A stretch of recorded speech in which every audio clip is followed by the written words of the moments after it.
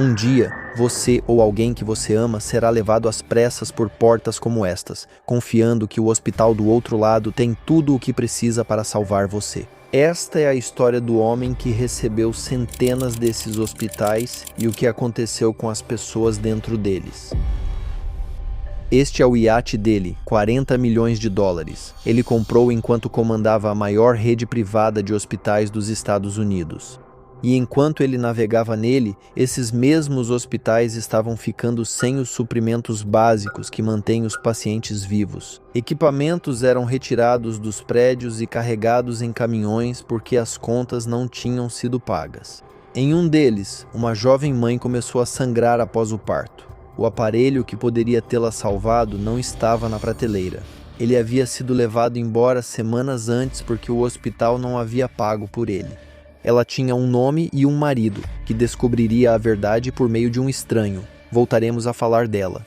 O homem no topo de tudo isso começou sua carreira como cirurgião cardíaco, um dos melhores do país. Por anos, essas mãos abriram tórax e trouxeram pacientes à beira da morte de volta à vida. Depois, ele saiu da mesa de operação para a sala de reuniões, e os hospitais que ele deveria curar começaram a desmoronar.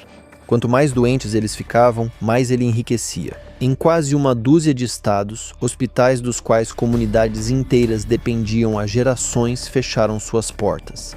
Pacientes morreram, e o homem que administrava esses hospitais saiu com cerca de $250 bilhão. Ele nunca quebrou nenhuma lei. Tudo era legal, e o sistema que tornou isso legal ainda está funcionando hoje, silenciosamente em hospitais por todos os Estados Unidos, inclusive talvez naquele que está esperando por você. Um cirurgião cardíaco, $250 bilhão, hospitais em ruínas, pacientes mortos e nenhuma lei foi violada. Foi assim que permitiram que isso acontecesse.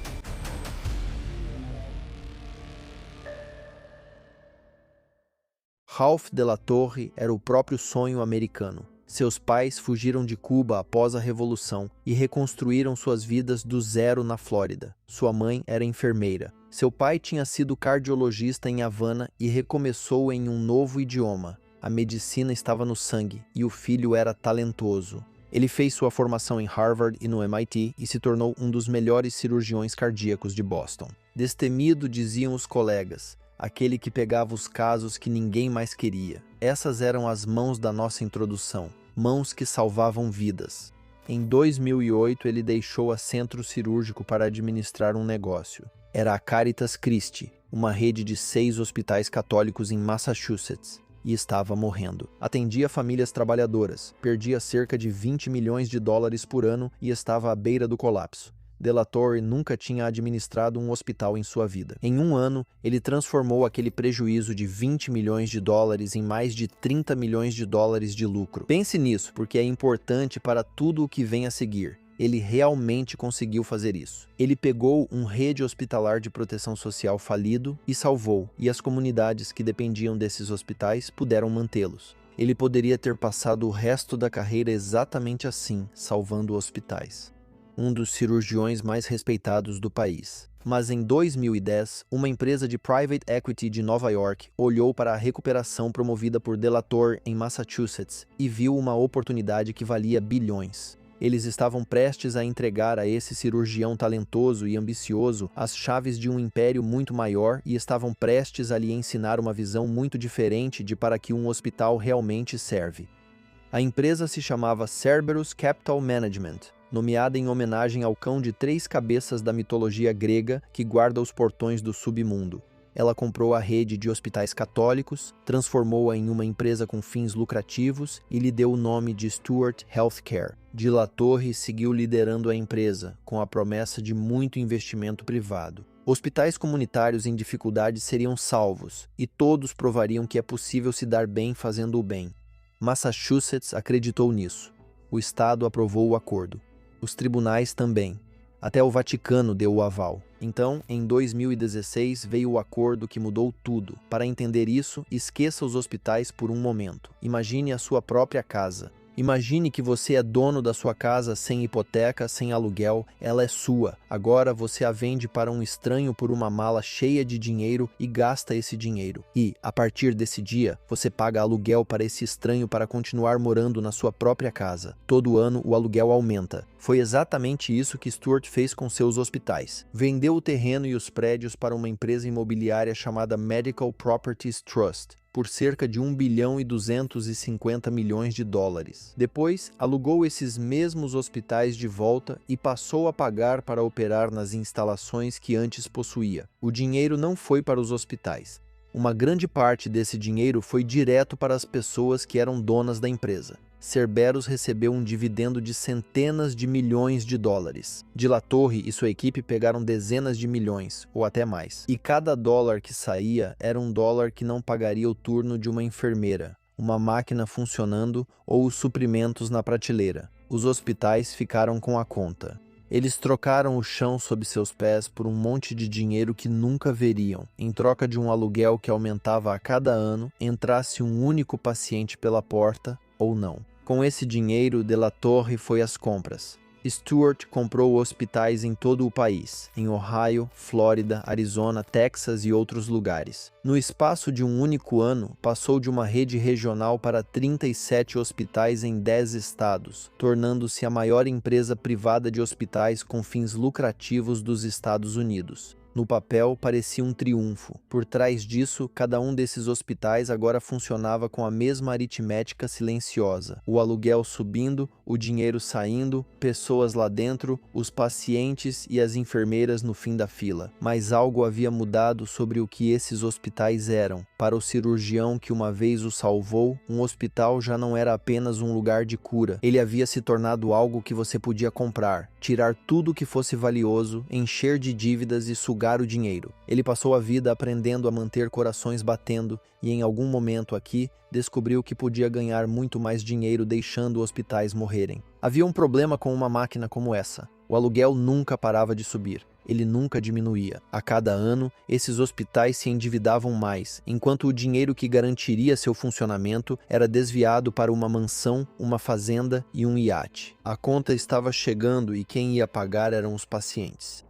Enquanto tudo isso acontecia, era assim que Ralph de La Torre vivia. Ele comprou um super iate de 190 metros por cerca de 40 milhões de dólares, com custos operacionais de cerca de 4 milhões de dólares por ano. Ele nomeou uma segunda embarcação, um barco de pesca esportiva de 15 milhões de dólares em homenagem à cidade cubana natal de seus pais. Havia 2 jatos particulares, avaliados juntos em cerca de 95 milhões de dólares, uma mansão em Dallas, a poucas casas de um ex-presidente, uma fazenda de 500 acres no Texas e um apartamento em Madrid. Ele circulava por galas e tapetes vermelhos, o cirurgião celebridade que havia chegado ao topo. Agora, para ser justo, o lado de De La Torre sempre respondia dizendo que ele ganhava mais como cirurgião cardíaco do que nos primeiros anos à frente da empresa. Depois de 2020, ele investiu mais na Stuart do que retirou. Ele garantiu pessoalmente um empréstimo de 200 milhões de dólares para manter os hospitais abertos. Os jatos, dizem eles, eram para segurança. Parte disso pode ser verdade, mas esbarra em um número que não muda. Durante seus anos no comando, Stuart pagou a De La Torre e suas empresas pelo menos $250 bilhão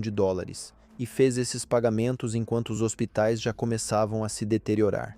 Veja o que esse dinheiro deixou. Primeiro, rachaduras pequenas, contas atrasadas, depois nem pagas. Então, os fornecedores deixaram de esperar. As empresas que forneciam para os hospitais de Stuart começaram a enviar caminhões para retirar seus próprios equipamentos dos prédios porque não tinham recebido por esses equipamentos. As prateleiras esvaziaram e as enfermeiras passaram a pagar pelos suprimentos. Uma enfermeira parava em uma loja no caminho para o trabalho e comprava luvas ou soro com o próprio dinheiro para que seus pacientes tivessem o que precisavam naquele dia. A empresa dona de um iate de 40 milhões de dólares não conseguia manter luvas nas prateleiras, e quem ganhava menos pagava a diferença do próprio bolso. E então as próprias condições começaram a piorar. Em um hospital na Flórida, inspetores encontraram o prédio infestado com cerca de 3.000 morcegos. Em outro, no Arizona, o ar-condicionado quebrou em temperaturas bem acima de 100 graus. A cozinha foi fechada por violações sanitárias e o Estado ordenou que o hospital parasse de admitir pacientes. Todo mês as coisas pioravam um pouco, e todo mês o dinheiro continuava indo para o outro lado.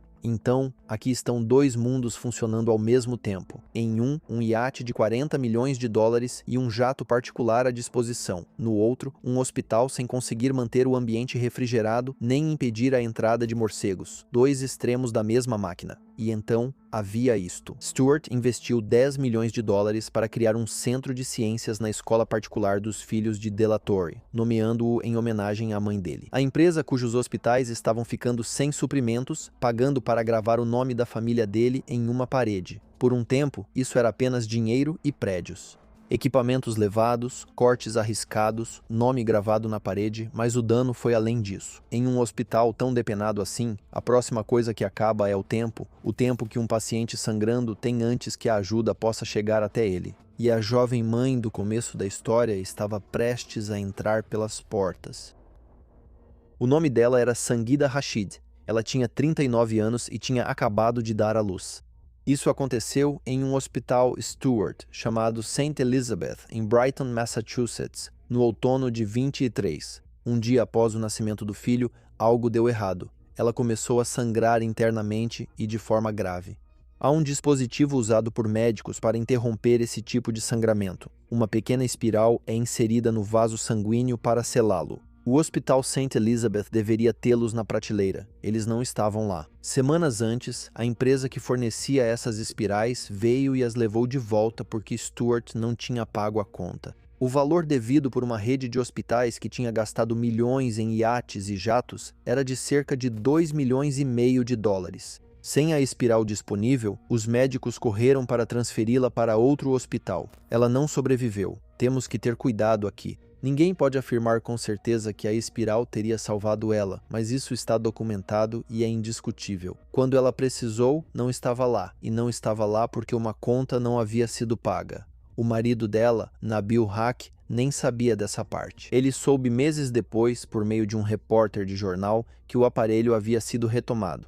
E Sangeeta Rashid não foi a única. Repórteres do Boston Globe passaram meses investigando o que estava acontecendo dentro dos hospitais de Stewart. Eles documentaram pelo menos 15 pacientes que morreram após não receberem os padrões aceitáveis de atendimento devido à falta de equipamentos ou de funcionários. Reguladores federais descobriram que milhares de outros foram colocados em perigo imediato. E então, os próprios hospitais começaram a morrer. O Hospital Carney estava no mesmo bairro de classe trabalhadora em Boston desde 1863. Ele havia tratado as crianças, os pais e os avós daquele bairro por mais de 160 anos. Gerações de famílias nasceram ali e morreram ali. No verão de 24, ele fechou para sempre. O mesmo ocorreu com o Nashoba Valley Medical Center, único hospital das cidades vizinhas. O pronto-socorro mais próximo ficou ainda mais longe, medida em minutos que um ataque cardíaco ou acidente de carro não permite. Para essas comunidades, isso foi a perda do único lugar para onde podiam correr quando suas vidas estavam em risco. E então tudo desmoronou. Em maio de 2024, Stewart entrou com pedido de falência, devendo cerca de 9 bilhões de dólares. Por trás desse número havia pessoas de verdade. Mais de 30 mil trabalhadores, cujos salários de repente ficaram em risco. 2 milhões de pacientes por ano dependiam desses hospitais para receber cuidados. Enfermeiros e médicos que passaram meses comprando suprimentos do próprio bolso, agora assistindo tudo desmoronar ao seu redor. Foi uma das maiores falências hospitalares que o país já viu. A máquina finalmente se autodestruiu. Um desastre desse tamanho, com tantas mortes e tantos milhões ganhos, era impossível de ignorar. Os pacientes foram prejudicados, os trabalhadores foram prejudicados, as comunidades foram prejudicadas e agora o órgão mais poderoso do país queria respostas. O Senado dos Estados Unidos estava prestes a convocar Ralph de La Torre para prestar contas de tudo isso, e ele estava prestes a se recusar de uma forma que forçaria o Senado a fazer algo que não fazia há mais de 50 anos. O acerto de contas veio do Senado dos Estados Unidos.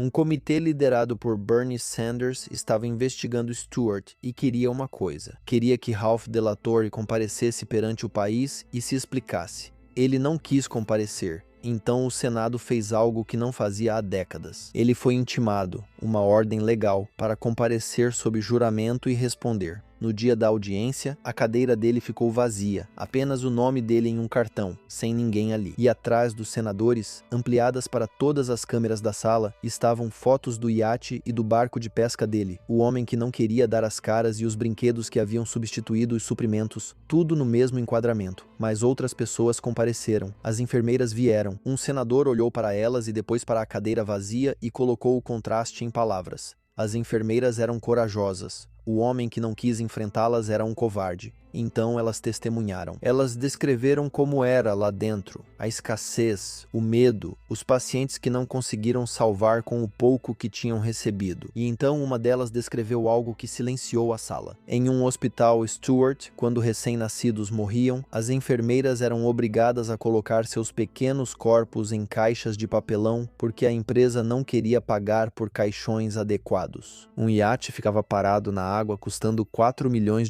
por ano. E o hospital não podia pagar por uma caixa para enterrar um bebê. Então o Senado fez algo que não fazia há mais de 50 anos. Cada um dos membros votou para considerar Ralph Delator em desacato criminal ao Congresso e encaminhá-lo para processo judicial. Nenhum senador em um país dividido votou contra. Sanders foi direto. Delator não estava acima da lei. Como Ralph Delator respondeu ao Senado dos Estados Unidos, ele se recusou a testemunhar e depois processou o Senado. A mesma ousadia que levou 30 hospitais à ruína agora se voltou contra o Senado dos Estados Unidos. Seus advogados disseram que invocar a Quinta Emenda era um direito constitucional e alegaram que a audiência era um teatro político para condená-lo publicamente antes que qualquer tribunal pudesse fazê-lo. Talvez estivessem certos sobre o teatro, mas isso não mudou os fatos. Os suprimentos ainda tinham sumido, os pacientes ainda estavam mortos, e o homem no centro de tudo ainda não dizia uma palavra sob juramento. Então, silenciosamente, ele se demitiu da empresa que havia construído e destruído. E assim, finalmente, parecia que o sistema tinha finalmente alcançado ele. O Senado agiu. A votação foi unânime. O país inteiro assistiu. Certamente, depois de tudo isso, viriam as consequências. Elas nunca vieram. Já se passaram anos desde aquela votação, e esta é a situação de Ralph Delator hoje. Ele não foi acusado de nenhum crime. Ele não foi julgado. Ele não passou um único dia em um tribunal respondendo por nada disso. O encaminhamento para processo criminal que o Senado aprovou por unanimidade não levou a lugar nenhum. Ele ainda é dono do iate enquanto advogados de falência lutam para recuperar bilhões em nome dos hospitais. A esmeralda de $40 milhões, segundo relatos, ainda é dele. Ele não quebrou a lei, nenhuma parte dela. A venda, o aluguel, os dividendos, o desmonte dos hospitais, tudo legal, cada assinatura, cada acordo permitido. 18 minutos de hospitais colapsados, pacientes mortos, prontos socorros fechados e um voto unânime no Senado, e no final disso tudo, nenhum crime. Não há do que acusá-lo porque ele usou o sistema exatamente do jeito que ele foi feito para ser usado. E ele não é uma exceção. Atualmente, empresas de private equity são donas de centenas de hospitais em todos os Estados Unidos. A mesma operação de venda e retroarrendamento que arruinou Stuart ainda é legal em quase todos os estados. Depois de tudo, apenas um deles, Massachusetts, aprovou uma lei contra isso. O cofundador da empresa que construiu a máquina foi confirmado em 25 como secretário adjunto de defesa, o segundo cargo mais importante do Pentágono. Um dia você vai precisar de um hospital. Você ou alguém que você ama entra às pressas pelas portas, confiando que tudo o que precisa está do outro lado. Você não vai conferir o dono do prédio, nem perguntar se os suprimentos foram vendidos para pagar um dividendo. Você simplesmente vai confiar do jeito que Sangeeta Rashid confiou.